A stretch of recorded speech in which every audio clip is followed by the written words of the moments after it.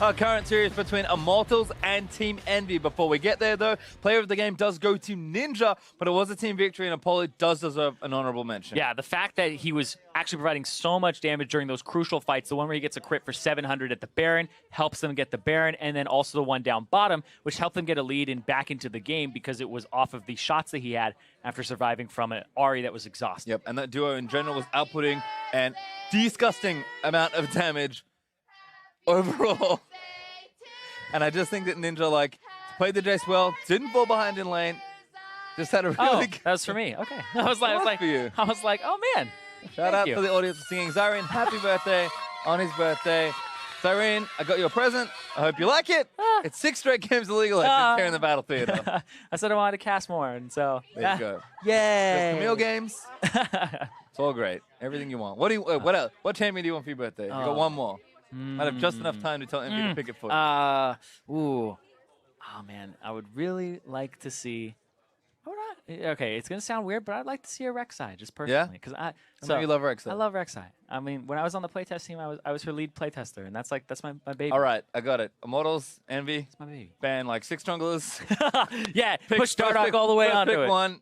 We'll find a way. There are possibilities, but we'll have to see what happens because we're going to get ourselves into Champion Select relatively soon between these two teams. And draft has been an interesting function of this game. Immortals, super good draft in game 1, picking themselves into a good 1-3-1 comp.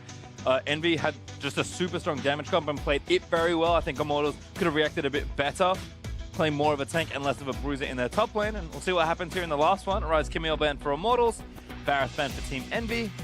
And again, not expecting too many surprises here in these first 6 bans. Yeah, expect a LeBlanc, expect a Shen as well, and a Rengar. I expect Rengar from, Shen, and I expect Rengar. Well, there's Shen, and is there Rengar? Yep, there it is, taken away from Dardoch. First so where do we want to go? First pick Graves, that seems like the wait, no. They love the Rumble. That's right, it's exactly what they did in game 1. Same bans, same first pick here. It's how Immortals won, so I guess they're going to go with it again. I think it's also, honestly, how EnVy won in part as well. Jace Rumble is such a good duo because you have huge damage in 2 of your lanes. They tend to either win or split most of their lanes as well. They can be super proactive if your jungle is aggressive, which both of these junglers are. And we saw it with CLG's drafts yesterday. You don't want to stack too many ADs because then they just build armor and beat you. So having diversity as far as your damage types go, Rumble and Jace kind of do that together, which is always great to see. Oh, boy. Okay. And so I think let's go. Yeah, they're actually, like you said, they're trying to actually diversify their damage palette so that they have magic damage top lane on Immortals. Now they can play the Talon or whatever they wanted mid. And EnVy now have the opportunity to take that for themselves. They do take Talon. Talon at least the pick for Team EnVy. I mean, this might be a little premature as well because Talon was played by Ninja previously, but now Pobelter gets to play whatever he wants into it. And I think Zed was an okay answer. Well, we got Malzahar as well to maybe lock it down. It's going to be support for Ole. Is Jhin also for Cody's son? So going away from the Ashe, wanting to deny that Jhin from Apollo, which, given the game 2 performance, can't really blame them for. And then a Renekton here for Seraph. Going to play this matchup again, maybe. I definitely think Renekton's incredibly strong. And yeah, they did lock it in there. This does mean that you should probably ban Ziggs if you are Immortals, because they are probably looking for that in the bottom lane. Well, there's Graves ban for Team EnVy, so junglers falling pretty far through the draft here. Team EnVy picked one in their first phase, but Immortals did not. Maybe. That's true. Push them far enough down, maybe it happens. Well, Immortals, do they start things off as we expect with that Ziggs ban? Do they go in a different lane that they want to target? There's the obvious one. Good call there, Zyrene. Ziggs bot banned away by Immortals. Kha'Zix, I assume, would be the next ban here if Team EnVy are pinching the jungle. Slowly but surely. Push him towards the purple monster. See what EnVy want to do here. Do they have a different target ban in mind? We have seen teams start to split up their phase 2 bans some of the time, but not this time. EnVy target down 1 role, and a second jungler in Kha'Zix is banned away. Man, you know what? If he does pick Rek'Sai, it's the greatest birthday gift of all, because it makes me right. That's true. I mean, doesn't happen on any other day but my birthday. It's also good with Rumble, so, I mean, the conditions look good. Yeah, I mean, it's fair weather right now. And there's that ban for Immortal, so wanting to take that AD carry off the table as well. Kind of expected. Jungle target for one side, bottom lane target on the other side for Immortals. Yep, and they took away the Malzahar so that The Sivir or the Caitlyn are really what's up here, but you won't have the Caitlyn plus Malzahar combo available to you because EnVy are last picking their support here.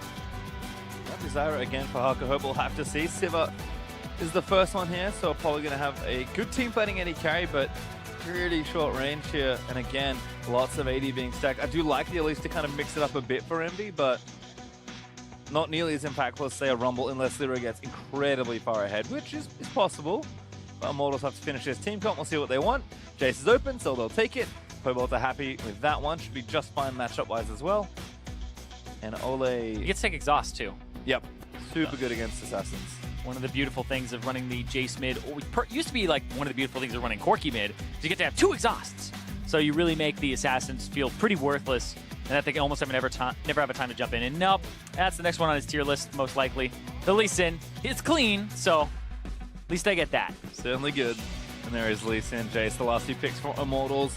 We'll see what support EnVy have in mind. Do they just go back to something like the more comfort pick for Hakuho in the Zyra? Had a good impact on it last game, but instead they went a defensive support.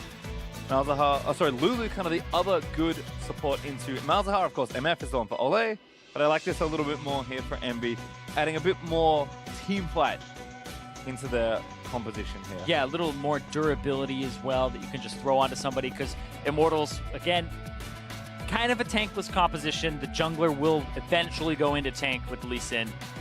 I mean, he's a fighter/bruiser, really, so yeah. Dardoch isn't going to offer that much resistance. EnVy on the other side are using this Lulu pick to transform Renekton into just a fighter, into more of a full-on tank, at least temporarily, with the ultimate and with the shield. So EnVy certainly looking to, win early, which they love to do. They've got a good top half of the map to do that with. But then if they have to get to team fights, play 5v5, it's kind of what happened last game for them when they won. Yeah, it's interesting because EnVy have a snowballing composition with a Talon, a Renekton, and Elise. You can get early leads. You can just run over the top side of the map like you were saying, Pastry. And the bottom lane is kind of their insurance. They brought a wave clear AD carry when they already had Varus off the table, and Caitlyn would have been kind of the next thing down, but it's still not as much wave clear as the Sivir. So he's kind of the insurance there for if the Talon gets behind, you still have a way to clear the waves and to stop siege. And it's smart from EnVy. I think it fits exactly how we want their team to play. Aggressive top half of the map that can snowball, more consistent team fight side on the bottom half. Immortals on the other side, they're pretty much doing what they did in game 1, just picking all damage. Yeah, absolutely, but this is what we've seen this whole series, bashing each other's heads against each other, and so we're seeing a ton of carries and a ton of damage. Well, it's been a lot of fun so far, so we'll have to see how it all works out. We are going to get ourselves into our final game of Week 6, Irene. You and I will get the honors of rounding out this one. We're getting closer and closer to playoffs. But IMT and EnVy have 1 game to play left before Week 6 is done and dusted. We had an awfully fun game 1 and a pretty fun game 2. I'm expecting a bloodbath. Immortals seem to just want to hit the go button as many times as possible. So we may see a bloodbath. I think we're probably going to see a lot of exhausted people. There's 4 exhausts in this game. Man, it becomes really difficult to make plays, and so people might get a bit paralyzed by the fact that the exhaust could come out. Get that gold, Hakuho. You get that. He has stolen so much gold from Cody's son. Ole trying to answer back. Ninja's here, though. Rakes out. Ninja not going to get snared up either by the W. Cody's son, not the best level 1 skill for him to have, but isn't going to hurt him too much, and good bit of gold early for Hakuho. EnVy do try and play aggressive. IMT forced to back, but we'll make it to lane with plenty of time. We'll see if Pobelter ends up respecting Ninja's ability to combo, because the amount of damage that you're able to do with the Talon on both pass-throughs of the W, plus your Noxian Diplomacy, ends up being a gigantic burst. We're talking like 300 plus damage on just a level 2, and most characters have about 600 HP. And we saw what happened to Ninja in game 1. See if Ninja can do that to Pobelter. A little trickier without the Ignite, but I do like the defensive choice here for Ninja. Gets a ward down early, and now Dardoch going to get a bit of help from Flame and starting blue buff. So the first non-Raptor invade game in a while. Both junglers actually starting on their blues. See what he ends up doing from there. Lee Sin invading the blue, or actually, sorry, taking his own blue is really strange. It usually means you're going to go do either that full side of the jungle, or you're going to go for something interesting. So much damage. What is... Oh, yeah. Gets chunked out there. And that's the combination as well that you have to watch out for. The reason that this started popping up is people are like, oh, Malzahar is really good. Oh, Jin's really good. And then together, they ended up making a really good combination because of the fact that he's the only AD carry that has pre-level 6 CC root, besides a Caitlyn trap, but this one is much easier to land. That allows the Voidlings to just nom away at somebody. Really trading there for Ninja as well, but he's got 3 biscuits for that longsword start, so should be plenty healthy in these trades. Pybelta just with the Doran's Blade already used his one consumable. We'll see if Ninja continues to hammer there. Also went Storm Raiders for Ninja, so playing definitely more for the skirmish in the team fights rather than just the direct lane impact. Yeah, the Storm Raider Surge is the get in, chase them down, they can't get away, and then get out. Because there's so many lethality items now. Like, one of the changes that happened around the time that Talon got reworked was there's so much out-of-combat movement speed on things like Ghostblade and all the lethality items. But so he doesn't have to buy those mobility boots. But talking about level 3 dive here. Flame gonna get snared up. There's the stun from Seraph as well. Absolutely massive play. Huge first blood for Lyra. Man, the reason that we're seeing this Elise so much is that people are getting pushed down the tier list a bit. But I will say, Graves was still on the table, Kha'Zix was still on the table, and Lyra's just like, no, this is a comfort champion for diving and getting these snowball lanes ahead. Both the Talon and the Renekton are easy pickings then that you can go to those lanes and kill their lane opponent. Perfect looking dive there from EnVy. Flame held on to his flash because he didn't have an opportunity to use it. There's no flash in sight either for both of EnVy's people involved in that dive. It's just super easy for them to pull off. Really nice stuff. It's been a while since you've seen a good old-fashioned top lane tower dive at level 3. Yeah. And it's really strange too. Dardoch's route was do blue buff, back, didn't smite or anything like that to get HP back, then went to the bottom side of the jungle, full cleared bottom side jungle. Lyra kills top, and now he's going back to his top side jungle, but it's completely warded out, and he'll get spotted when he starts doing his Gromp here, which will now actually key Lyra to do whatever he wants. He's probably clear the remainder of his jungle and get the Raptors and then move. Yep, double cloth armor now for Flame, so aware of the damage potential of Renekton early. There's double Dorans on the other side for Seraph, so trying to make that all count. Bottom lane though, much more even as far as early CS goes, so a little bit of trouble for EnVy.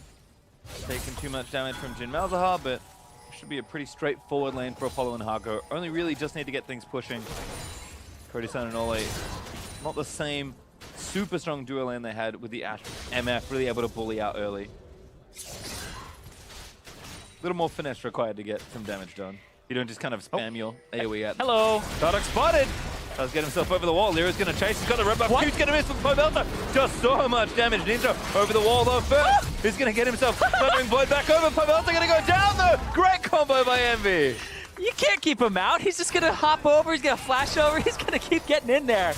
Oh, the exhaust. So I was talking about it. They keep coming through. They just throw off your damage in your head. You're just like, I can do this much. No, you know you can't. Well, they all get expended, so mid laners with no summoner spells, but EnVy find themselves 2 kills up to nothing.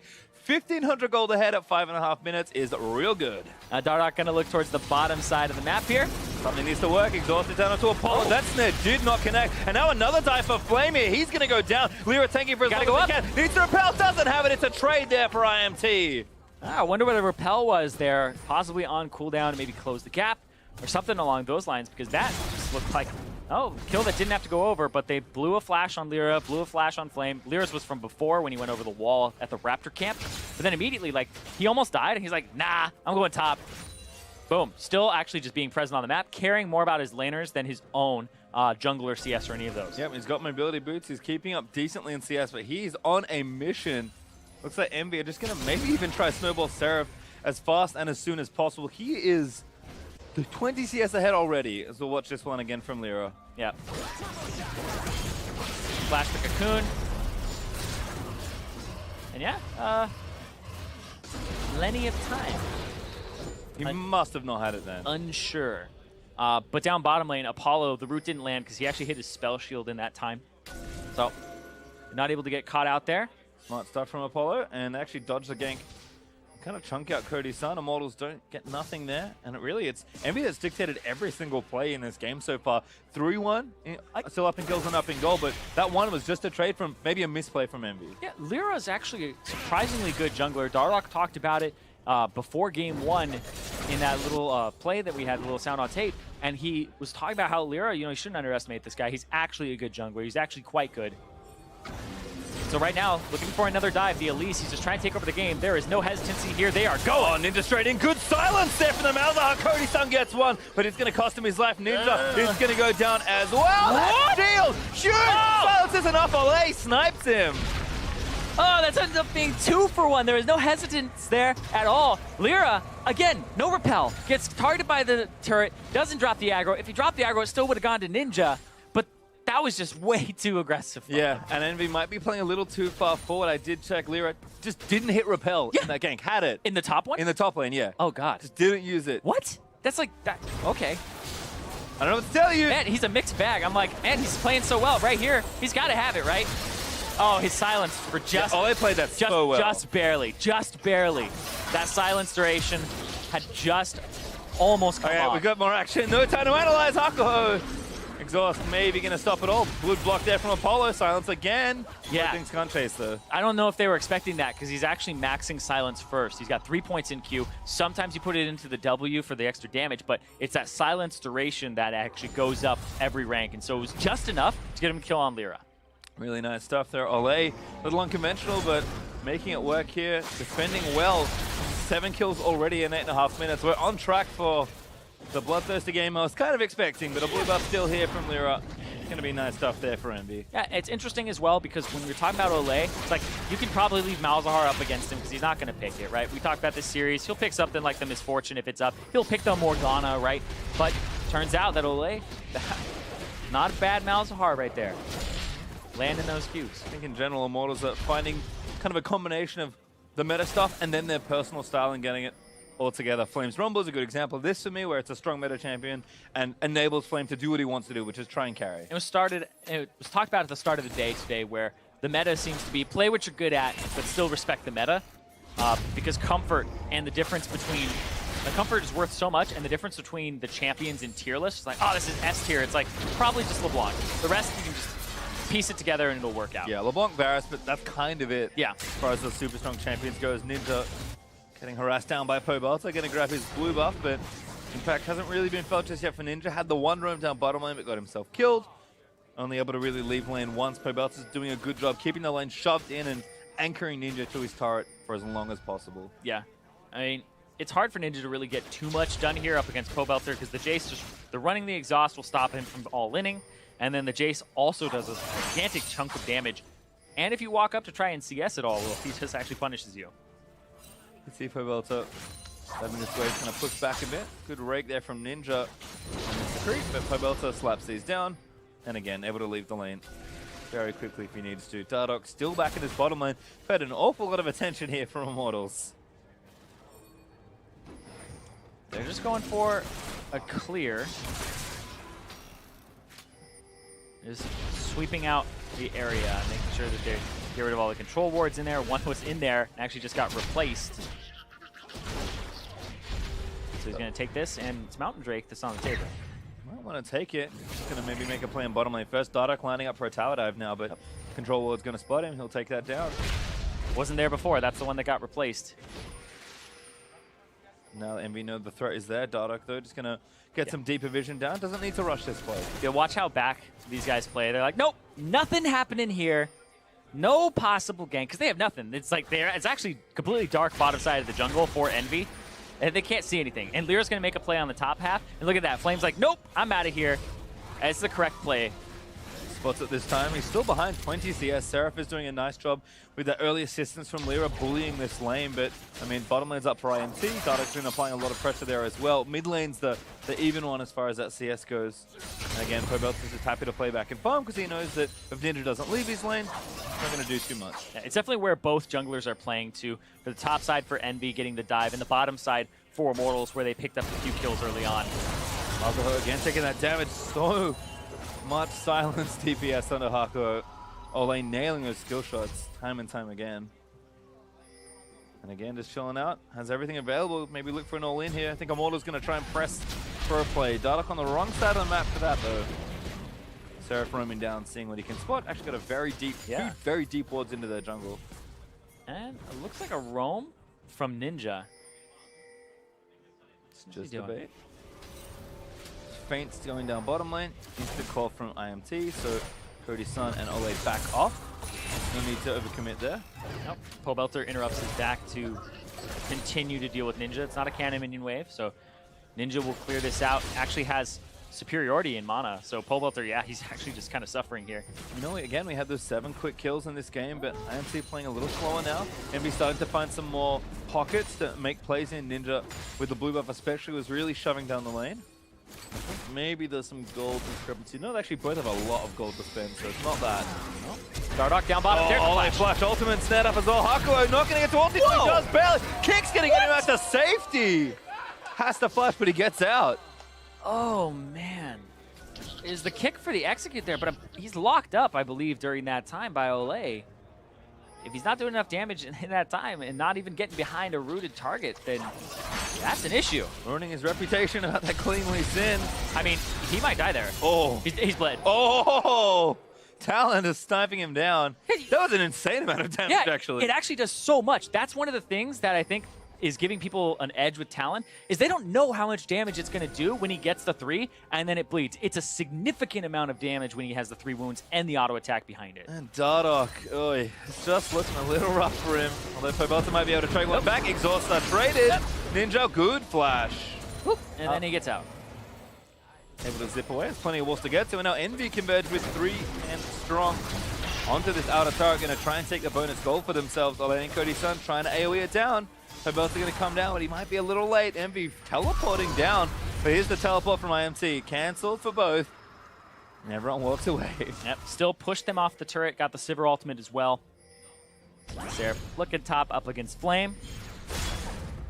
Not teleporting in. Not roaming either, but he has definitely an advantage here. And this is right after the play where Dardoch no longer has his kick. He's also 2 levels behind. Q's in. Ninja. That was a smooth combo. That was actually super smooth from Ninja. Because he actually gets an auto attack woven in there too that you don't really see. Well, Dardoch pays for it with his life, although he's back onto the mountain Drake. Ninja looking for something topside though. Seraph is very strong in his 1v1. So Immortals are going to get an objective off of it, but can EnVy take down Seraph or maybe even just the turret? Looks like they might be on the blue buff right now as the mountain Drake goes over to Immortals. Blue buff's going to be stolen away by Ninja, and Flame is completely zoned off this turret. Seraph actually going to proxy this wave here. Proxy, yeah.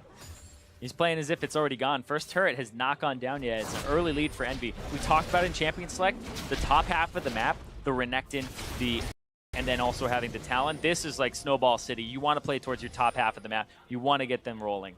And that's what EnVy have been able to accomplish so far. You look at even where the kills and assists are right now. Bottom lane hasn't had much to say, but EnVy, even top lane turret here goes down. This is the snowball that they're looking for. Pure gold going to Seraph as well. He is 1,500 gold ahead of his main opponent. Yeah, he's getting up there right now. The Immortals do try and trade back on this turret. Blue buff was given over to Pobelter, so it's just a trade, no steal forthcoming for EnVy. Yeah, their top half of the map is actually just incredibly far ahead. 1,800 gold ahead for Seraph. In the jungle, it's 1,400. And then in the mid lane, it's about 800 there. So all 3 of those members of EnVy pretty much are the gold lead right now. Yep. Whereas the 80 carries pretty even, and same with supports. And that's kind of, again, all EnVy really want to do. Ninja backing onto Pobelter, though. That's a collapse. Does leap down. Damage isn't there, but Seraph actually diving in. Lyra here as well. Cocoon's going to land in, and Ninja gets himself the kill. This is getting really scary for Immortals. And EnVy, if they win this, that'll put them at 3 and 9. And put him back down. Flash forced on the Cody Sun. Blast Cone is there, gets him out, but Lyra going to get ultied up. They left him. Ninja now has to get out to safety, hops over the wall. Lyra getting chased down, but Seraph able to block the last few shots. Oh my god. It's okay, he repelled, he didn't die. Lyra didn't dodge the last one, but didn't do enough damage either. That's interesting, because the Blast Cone got taken at the same time as Ole's like, time to ulti.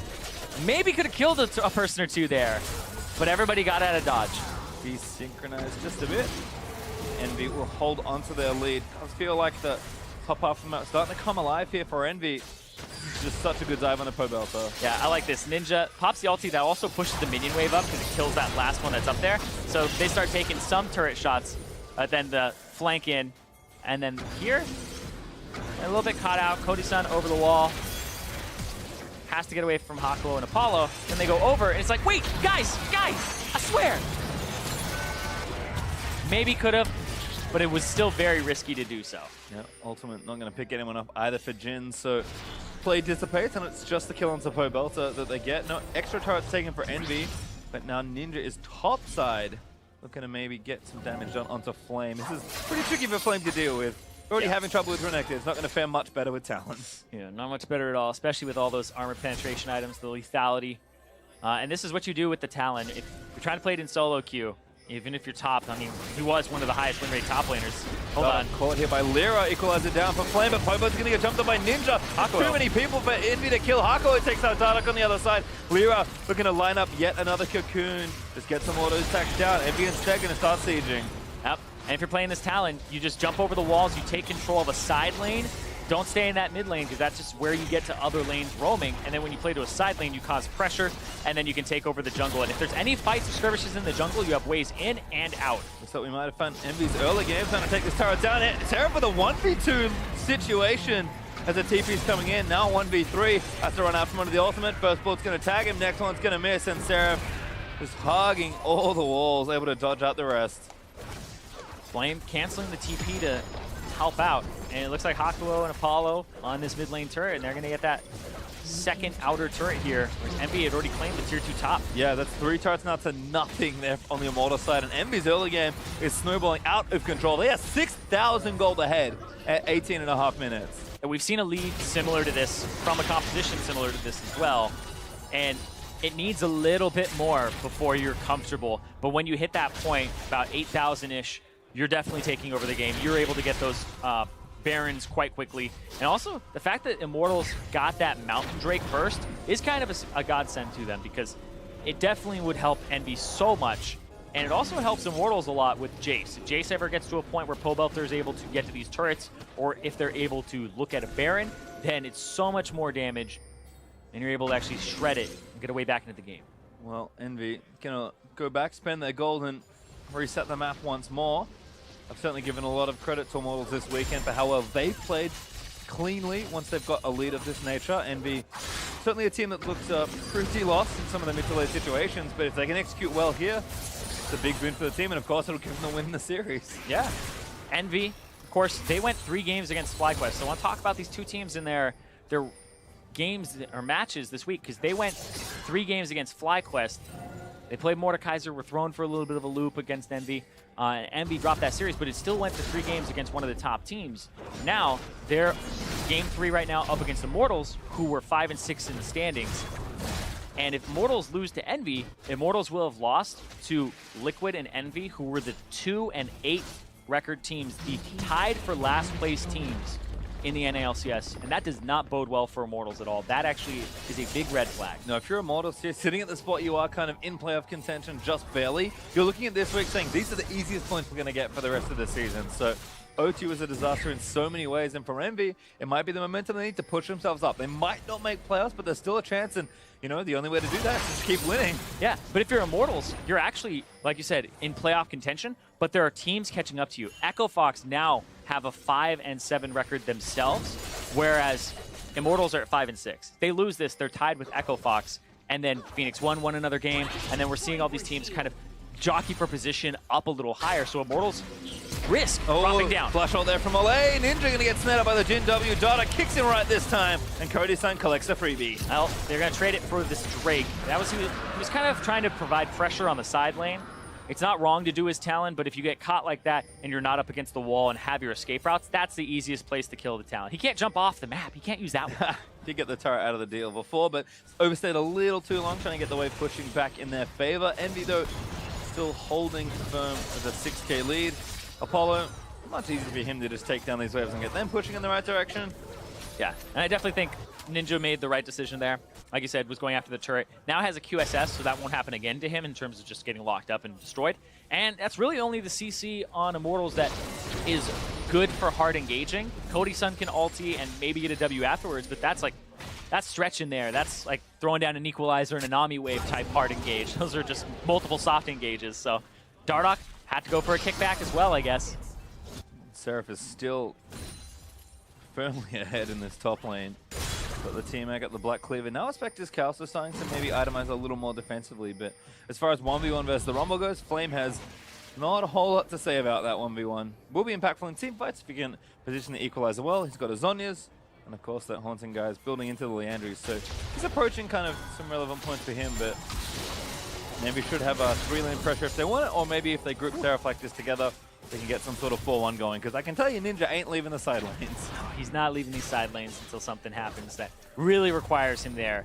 I'm looking at the items, though. Ninja Tabi across the board for Immortals. I feel like everybody's realizing just how much they negate with their, I believe it's 30 armor, and then the fact that they reduce 12% of the damage from basic attacks. It's quite substantial, and that means it's constantly scaling up with people critting you and dealing extra damage on those basic attacks.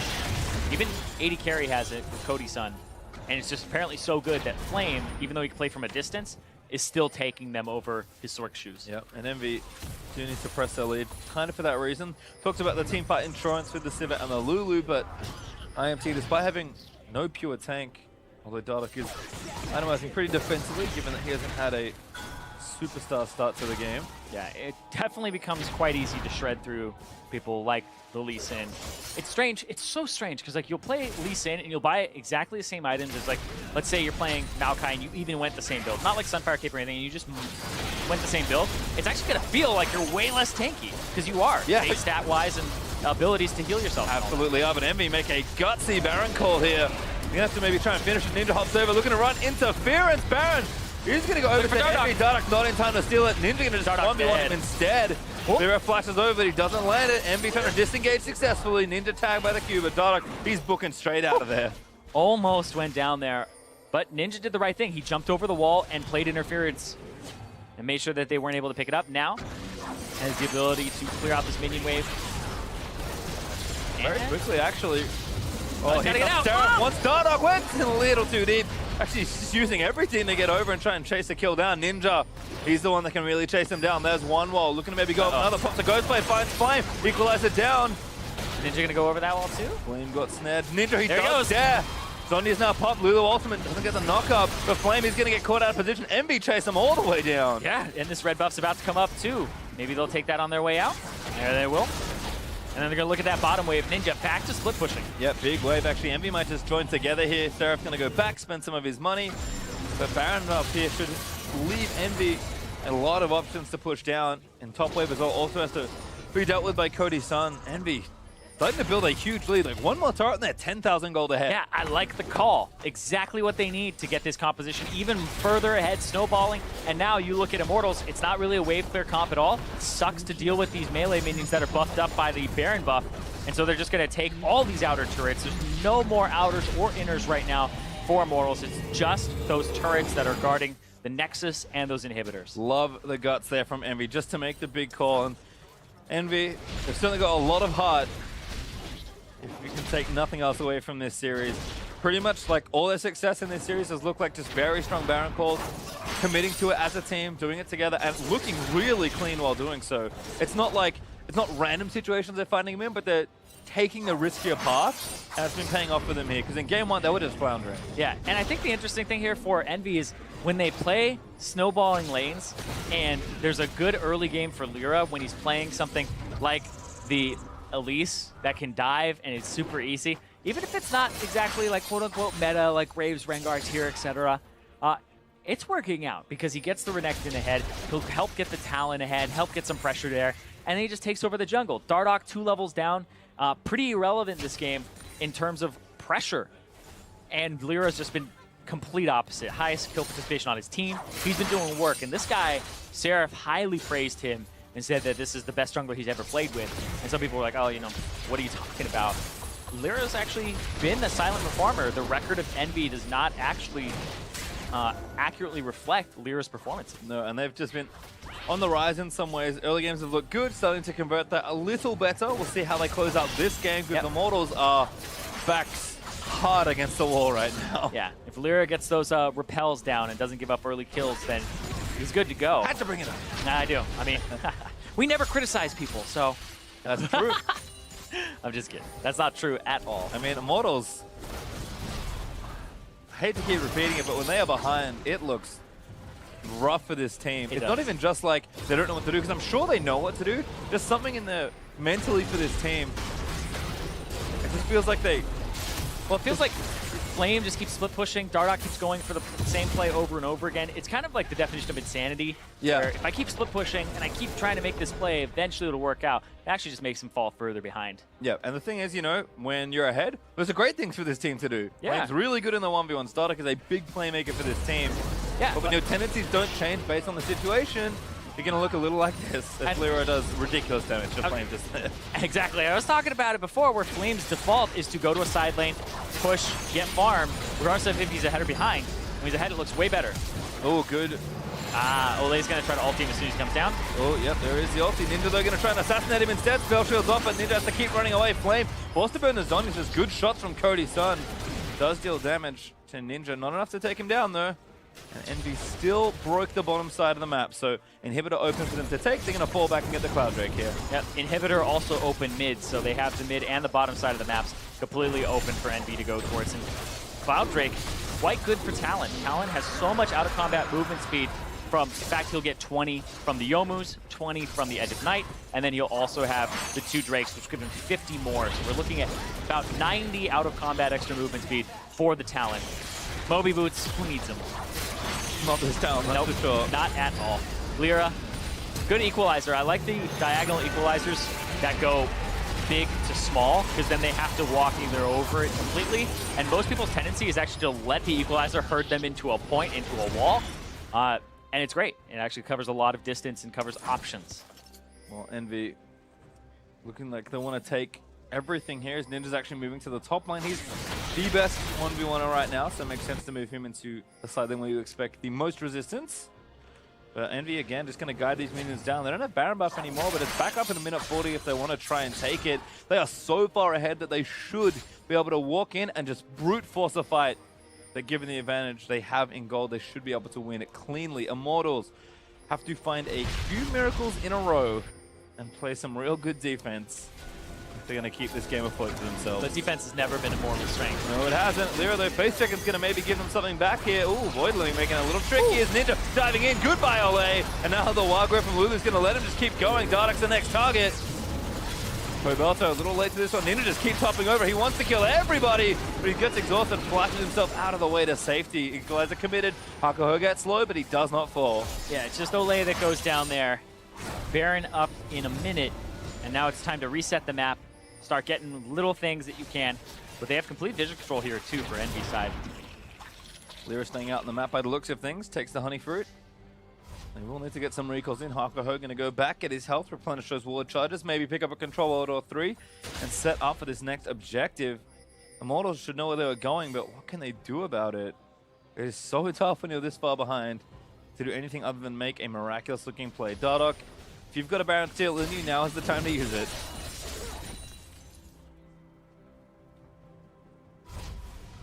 Everyone again, just going back, making sure they do the standards. Apollo, 3 damage items already. Maybe has the Infinity Edge done as well. Yeah, I was looking at damage items, and I was looking at Ninja picking up the Lord Dominic's Regards.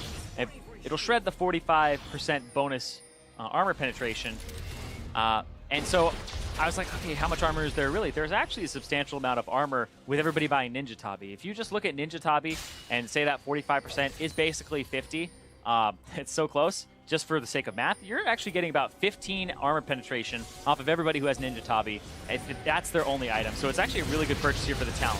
Well, there's the play from EnVy. Seraph TP's deep into enemy territory, trying to cut off somebody, but Baron is up. That's going to run straight towards it and bait them in. Not going to start it just yet. IMT are acutely aware of what EnVy's plan is here. EnVy do a lot of damage. This Baron, they're going to start it up. Getting shredded. About half HP now. It's dead. Yeah, they'll get a Shock Blast in there, but... Nope. Barely. Ooh. Barely not.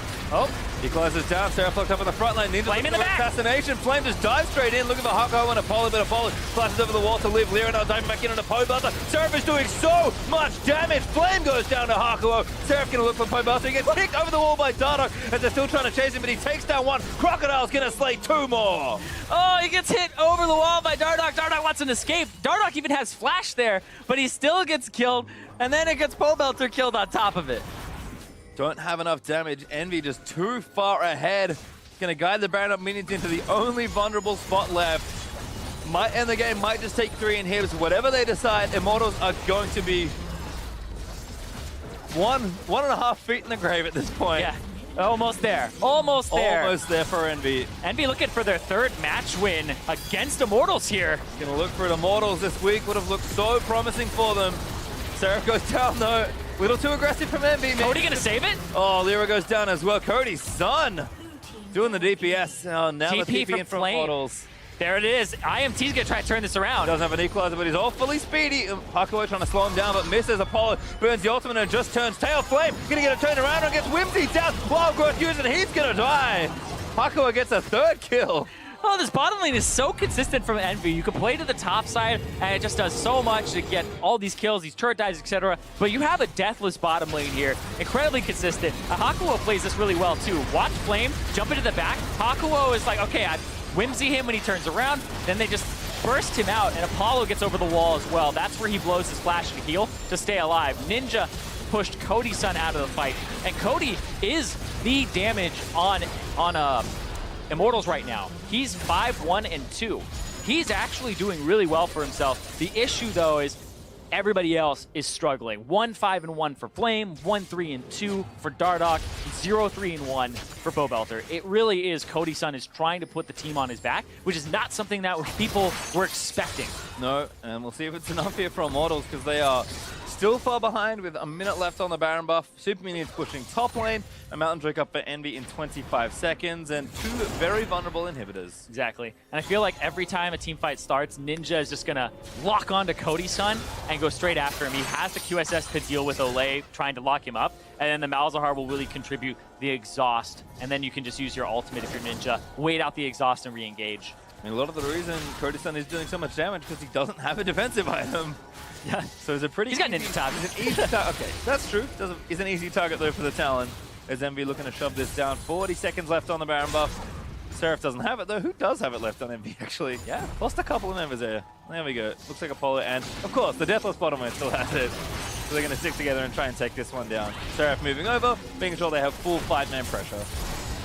Very consistent bottom lane for EnVy. Apollo's going to throw out the damage. Call comes down. Silver also going to help disengage. Good heal there. Able to block out the shot. Seraph tanks the last one. He's got a big pool of health to work with. This inhibitor's going to fall.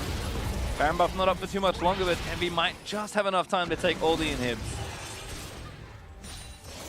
Mountain Drake's up as well.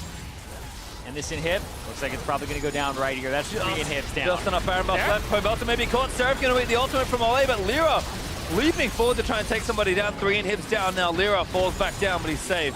You got to watch out for these Sivir crits. Boom, boom, boom, boom. Look at those big 300s popping up across the team. They're just going to start slowly pushing all of these minions in, and they're going to try to end the game right here. The cascade of pressure. Dada caught up by a Cocoon. That's Hakuo on a rampage from the support role. Ninja dives in, looks for the assassination and doesn't get it, but the Nexus open and exposed, and EnVy are going to take it down and take down Immortals. And EnVy moved to 3-9. They finally find their third match win. They found something that works out a little bit for them. Lyra, aggressive. It's been a struggle to convert his aggressive plays into mid-game safety for himself, but also the rest of the team. Camp early for these gigantic solo laners who can snowball in 1-3-1, and that seemed to be the winning formula. 1-3-1 for them with a Ninja that can't be contested. And again, just needed a little bit more aggression in some of their calls, a little bit more decisiveness. And 2 games in a row, they pull off some massive Baron attempts and a snowball from there. We said it you mentioned it, we said it at the top of the day. Play what you're good at. And this kind of comp makes perfect sense for EnVy. They get exactly what they need to help them win the game and how they want to play, and it just looks easy. Yep, looked really easy for them. Immortals, though, on the other hand, it was a struggle. Their top half of the map did not function really well at all, firing on different cylinders. And Cody's son and Olay have looked better. That game, 5-1-2 for Cody's son, Olay 1-1-6. They're not really the issues in these games. They got some attention from Dardoch, but then the top half of the map was sacrificed. Ended up being what EnVy needed to win. And what Immortals didn't really see coming, apparently. Coming into this series, you expect the opposite, honestly, for Immortals. You think they've got 3 strong players. Pobelta, Flame, great carries. Dardoch, excellent jungler. And you think, you know, if that's how they're going to win, they should have an advantage on paper versus EnVy. Bottom lane's been looking better, which is good because that's the traditional weakness for Immortals this season. But does none of that seem to matter? EnVy just had the answers today. Yeah, and this was also consistent for Immortals throughout the last few days because the 2 matches they played, Liquid and EnVy, they lost to both teams that were tied for last place, which is really bad looking at the standings because they could catch them eventually, and then there may be a tiebreaker that has to get played for bottom slots. So Immortals, those are not wins that you should be dropping. Everybody else around you is picking them up, and you're not, so you're falling down the standings, and you're in danger of falling out of playoff position as we only have 6 more matches to play. Yeah, and Immortals, I mean, when they look good, they look great. When they look bad, it looks worse. Like, the inconsistency of this team, it felt like they were getting it together. Yeah. Like, bottom line's starting to play better. It should all be coming together, but they can't run together. Something always has to fall off the cards. Right. That's where I was going to go to because Cody, Sun, and Ole, they're like, we're doing it. We're back on track. Pobelter's like, I dropped the ball against Piglet, guys. I dropped the ball against Ninja. And Dardoch, he's jumping in a whole bunch as well. And then Flame is off doing his own thing. And then there's games where it's like Dardoch's going off. And then, bottom lane, what's going on, man? They can't seem to take care of the whole map simultaneously. Whereas I will say that you do have to take small places when you're making plays on other parts of the map, but not to this degree, not to where you're actually just losing lanes super hard, losing multiple lanes. Because the top teams, you watch them, and they will actually minimize their losses and maximize what they get off of their plays. Yeah, well, EnVy looking good and much more cohesive than we used to see. But that's it from us here at the desk. So let's check in with our analysts to break down that series and close out the weekend. Thank you very much, gentlemen. Great cast on the day, as always. And let's talk about the fact that Team EnVy come up with a much-needed win, to be honest. Yesterday, we said, okay, they looked pretty good against FlyQuest. Maybe they're improving. Actually seal the deal here. That's heartening. Right, and I think it wasn't just that they won, it was kind of the way they did. Obviously, Immortals didn't look like they were playing at their best, but they had a number of situations in the mid and late game that EnVy played out well enough that you can say that a lot of other teams around their area aren't playing those situations as well. So right. I think there's a number of things that are looking better for EnVy, and the things that they often relied on are still looking good. Like, Lyra's still playing really good. Yep. Seraph can take over games as long as he's set up correctly. And the bot lane mostly does their job, which is all you really need them to do, assuming Lyra's doing what he should do. And yet Hakuho, kill leader in the game. He got 4 on the support Lulu. Oh, baby, he's blasting kids. So let's talk about, things that happened in this game. EnVy, of course, we can celebrate their win. I want to talk about people who are underperforming, though. Immortals had the easiest possible week in the North American LCS, and they lost both those matches. And Dardoch is someone I think is largely to blame. In game 1s, he looks good. And then in game 2 and 3, he looks pretty abysmal. So we've got a B-roll to run out about the things he's been doing. And you can see, hey, sometimes there's good stuff. That's a really slick dive. He's making things happen. He's up against EnVy, of course, right? Finds Lyra in the jungle, is able to jump on him. And like, hey, Dardoch can make really good early plays sometimes. But the score is 0-0. You go into game 2, and now you've got a lot of boneheaded moves. Oh, gets caught up on the chain CC. And he's over-aggressive at a lot of these plays as well. He's going into fight, like exactly like this. He's 2 levels down, doesn't have any armor, and just like, there's no assist. He just didn't realize he's going to get killed there.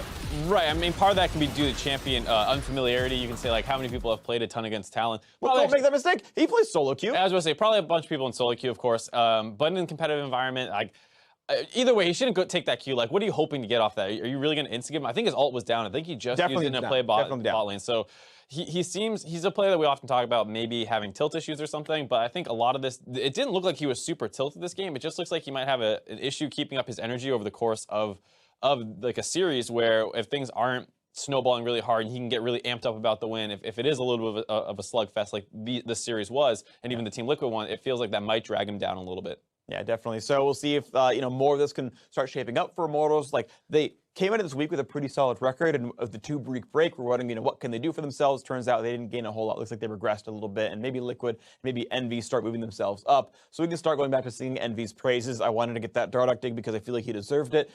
Overall, good stuff from EnVy, right? Yeah, and I think we talk about how important Lyra is for the team. He had the initial dive top at level 3. This is an old school Season 3, Season 4, everyone remembers it. Like, the Elise Renekton combo was brutal. You're dead at 3, almost no counterplay, and that's what happened this game, and it's something that you're going to see a lot more. Teams have been trying it and actually been doing it in multiple regions, so it's definitely a play that's going to happen a lot more. And then with that, he reganked again. There's the jungle skirmish that went EnVy's favor as well, and there was a small over-aggression in the bot lane during a dive, but that was also well played by Immortals bot lane there, with Ole getting a good silence off. Yeah, absolutely. So, I mean, there were some good plays on all sides. We can talk about player of the game real quick. Lyra getting it this time around, I think deservedly so. Hakuho gets an honorable mention for being that kill leader, Lulu making good plays, but Lyra's the one who got the snowball rolling, got all the start, and as you mentioned, he's playing consistently well, and that's something that EnVy can key off of to continue to do better. We look at the teams around them, and the standings will be up in a little bit here, but they are only one match win behind Team Dignitas. Right? Not only do they already own 9th because they own the head-to-head over Liquid already, they're one match behind 8th, which is Dignitas, and they're only 2 matches behind the next 2, which is Immortals and Echo Fox. And again, that's 2 match wins with 6 to play against teams that are kind of floundering. That's now a playoff spot. So, like, EnVy, who were in dead last, now in 9th, and are literally a week away from reaching playoffs. Yeah, I think you can look at a lot of the bottom tier teams in that kind of situation. And EnVy, like we said, they seem to be doing some things better. It seems like you can basically count on Lyra making some good plays in the early game. There was always the problem with their solo laners being really inconsistent and dying. I think this week was a little bit better, especially this series, as opposed to their one yesterday.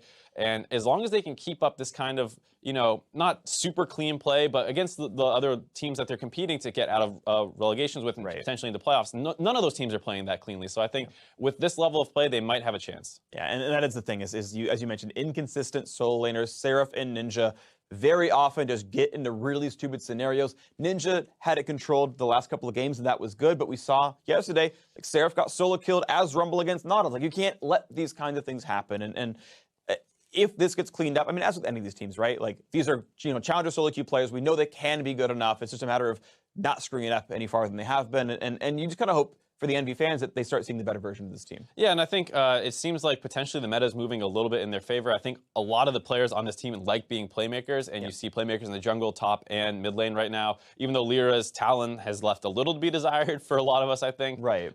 He still shows that he tends to get leads on it, though sometimes he plays a little loose with them afterwards. Just, oh, there's a wall, I can jump there. Let me see who's on the other side. I think he could tone down that part a little bit. Maybe not so much. Yeah. Yeah, and again, we can recount the fact that, you know, I've always liked Apollo as a player from basically back with Coast and everything. And Hakuho seems to be pretty solid as well. And there are the pieces to the puzzle, right? The consistent bot lane, the playmaking top 3, and they seem to be starting to work better together as well. And this is a team that I think can definitely continue to scale up throughout the season. And with 3 weeks left, I should say, in the regular season, we'll see who ends up grabbing that 6th place spot. Maybe it does become EnVy. But now, before we pull up our team standings, let's take a look at the player of the game standings and which one specifically stood out in this week. First off, Impact leads the week with 3 player of the games, a max of 4. You can only win 4 games any given week. Of course, plenty of players at 2. Piglet, and Lyra. Piglet, by the way, doubling his total player of the games, as he was not very successful in the bot lane, but certainly has looked a little bit better in the mid lane. He got 2 player of the games and the 3 game wins that Liquid had. And Pobelter, Xmithy, and Balls each earned their first player of the game honor this week, and so props to those 3 as well for getting into the standings. So let's look at split wide. Well, now Impact's in first place with the several that he grabbed this time around. Dardock and Moon still pretty close behind, but not quite as good weeks for them means it's Impact who's leading the charge and doing very well for himself. So player of the game, always fun to look at, but let's look at where the teams overall stack up amongst each other. Standings. Who's in the best? Well, it's Cloud9 and TSM, obviously. Number 1 and number 2, Cloud9 does still own head-to-head thanks to the overall game record, as their head-to-head is tied 1-1 in matches. FlyQuest still holding on to 3rd, although they are now 3 matches behind, just like Phoenix. 1 is a bit of a lead gained by C9 and TSM. Of course, only 6 matches to go. It means they're almost guaranteed those buys. Pretty soon they will be. Echo Fox right there just under player position in 7th, but they can still make up some space as they're only a few games behind Immortals. Meanwhile, EnVy finally into 9th themselves. Even though the game record is bad, they have 2-0'd Liquid in matches. They own the head-to-head. That cannot be broken. In a 2-way tie, EnVy owns it outright. Now we'll be back again next week with more North American LCS, of course. And on Friday, we have Team Liquid going up against first place Cloud9. Good luck in the battle arena. And then FlyQuest take on Phoenix 1. Battle for 3rd and 4th. That's going to be a whole bunch of fun to watch. And if you need even more league action, then make sure to tune in to the start of the North American Challenger Series playoffs Wednesday with this guy. I'll be there. Gold Coin United featuring Mad Life versus Tempo Storm featuring Freeze and Quas. Gonna be a bunch of fun to watch for. And whoever wins is gonna be in the promo tournament against, maybe it's Liquid, maybe it's EnVy. We'll see who it ends up being. It's gonna be one to watch for sure. Now stick around after the show for North American LCS tonight, where myself, Azael, and Kobe will be checking out the response that you guys sent to our Twitter question of the day. So now for me, casters, the wonderful analysts over here, the camera crew, everybody who made the LCS possible, thank you very much for watching the North American LCS. Good night, and we'll see you for NA LCS tonight, about 15 minutes. You seem so good in the mid lane right now. Like, why didn't this happen sooner? And what actually made you make that swap?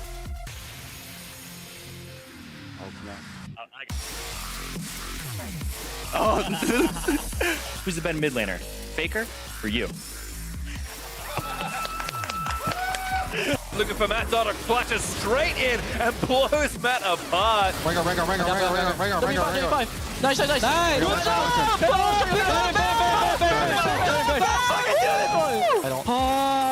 We got 12, 1, and 8 on the Casio for Piglet. Nice. What are you doing, P? Why didn't they go through the batting order? That delivery! Shut down! 6-8! Hey, they locked it in! Wow, they're playing Mordekaiser! This is awesome! Seraphie just walks in. Look at that hook, though! Shockwave is in! Lemonation sets it up 5-0. 2-1, FlyQuest take the win over EnVy. Mordekaiser undefeated. Looking for it again, Jensen. Oh, so much damage. Shot left a frog in. Adi. No ulti, no ulti. Yeah, I'm coming. Adi flash. No flash. Something, but it's not going to be done. He kicks one into the other, and they are toast. Oh, good game, guys. I am joined on stage by Hotshot GG and Reginald. Gentlemen, thank you for taking some time. Kill Ringer. We're gonna turn. Grab us that. Jen. I'm on Poppy. Okay, kill Poppy, go mid. Big play there from TSM. Afro is going to go down as well. TSM gets it all. She's stunned. Kill her. I can silence. I'm flashing. Nice. I guess they're both winning that one? It's like, We're like trade of places, anime style. For both are dashing out as well. Oh, but look at fire! that's enough. Deathfire touching Ninja, flashing forward. There's a flash kill for Apollo as well. EnVy are going to take it down and take down Immortals. casting alongside Birthday Boy, Aiden, Zyrene, Moon. Oh, you have two? I got two of them. Did you blow on both? Yeah. Camille. Good job. Back away. Nice. Matt's going to be dropping. Youngbin's going to be dropping. And Echo Fox is popping off. Contract's just on the edge. Baron goes to Jensen and Cloud9. Cloud9 taking the 2-0 in the end over FlyQuest. Vince Garen's in. Can he save it? Got it. Garen, solo mission into the pit. Next flash. And the game box. Kill. 2-0. TSM take down Dignitas.